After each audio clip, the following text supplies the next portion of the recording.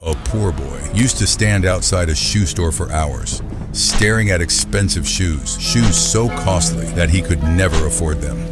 He had no money, no connections, and no identity in the world. But 1 year later, that same boy created one of the biggest sports companies in the world, a company that later became famous as Nike, a brand whose logo is recognized all around the world. But the journey of building Nike was not easy. There was poverty, failure, debt, loneliness, and moments when everything was about to end. This is the story of Phil Knight, the man who turned a crazy dream into a billion-dollar empire. 1950s America, a college campus, athletes running in the cold morning air. Phil Knight was born in Oregon, America. His family was not very rich. His father was a very strict man. He believed that success only comes through hard work.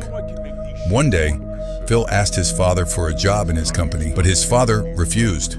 He said, "If you want to work, go outside and find your own job." That moment changed Phil's life forever. He started doing small jobs, waking up early in the morning, working for long hours, and earning very little money. But there was one thing always living inside his heart: running. He loved running more than anything. In college, he became part of the track team. That's where he met Bill Bowerman, a coach who was obsessed with shoes. He had created a completely different world in his mind. He constantly experimented with new shoe designs. He believed athletes needed lighter and faster shoes that would make running feel easier and more comfortable. But during that time, good running shoes were extremely expensive, and the market was ruled by German brands. Phil saw a huge problem, and inside that problem, he saw a huge opportunity. After college, Phil traveled to Japan.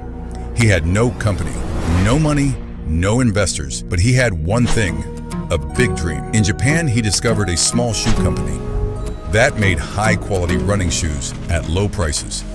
The brand was called Onitsuka Tiger. Phil immediately realized if these shoes were sold in America, they could compete with the biggest brands. But there was one problem. Phil was just an ordinary poor boy with big dreams and unstoppable courage. He didn't even own a company. Still, he told a huge lie. He told the Japanese company that he represented a large American shoe distribution company. But the truth was, that company didn't even exist. Luckily, fate stood on his side, and the Japanese company gave him the deal. That was the moment when the story of Nike truly began. After returning to America, Phil and his coach, Bill Bowerman, started a small company together. They named it Blue Ribbon Sports. At the beginning, they had nothing. No office, no employees, no money. But still, Phil filled the trunk of his car with shoes and drove to sports competitions. He personally showed the shoes to athletes. Sometimes, people ignored him. Sometimes, an entire day passed, and he returned home exhausted, without selling even a single pair of shoes. But Phil never stopped. Slowly, runners started loving the shoes because they were lighter, faster, and more comfortable. Meanwhile, Bill Bowerman continued experimenting with new shoe designs. One morning, while eating breakfast, he looked at a waffle machine, and suddenly, a crazy idea hit his mind. What if the bottom of shoes had a waffle pattern? That idea later became one of Nike's most famous designs, but success was still far away. The company constantly struggled with money. Banks refused to give loans, competitors were huge, and many times it felt like the company would collapse forever. Then one day, everything changed. The Japanese supplier decided to break ties with Phil's company. Now Phil had only two choices: give up or build his own brand. And he chose the second option. In 1971, a new company was born, Nike. The name was inspired by the Greek goddess of victory. But there was still another problem. The company needed a logo. Phil asked a college student to design one. She created a simple curved symbol. The logo the world now knows as the swoosh. She was paid only $35 for it.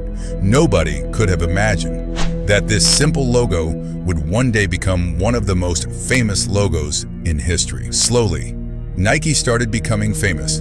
Athletes began wearing Nike shoes. Then, in the 1980s, Nike made a decision that changed the entire world forever. They partnered with a young basketball player, a player many people doubted. His name was Michael Jordan. Together, Nike and Michael Jordan created Air Jordan, and the world went crazy. Millions of shoes were sold. Nike was no longer just a shoe company. It had become a symbol of ambition. Every athlete wanted Nike. Every kid wanted to wear Nike. And that same boy, who once couldn't even afford shoes, who once had no status in the world, had now become the owner of $1 billion empire. People think success starts with money, but the truth is, success starts with belief and hard work.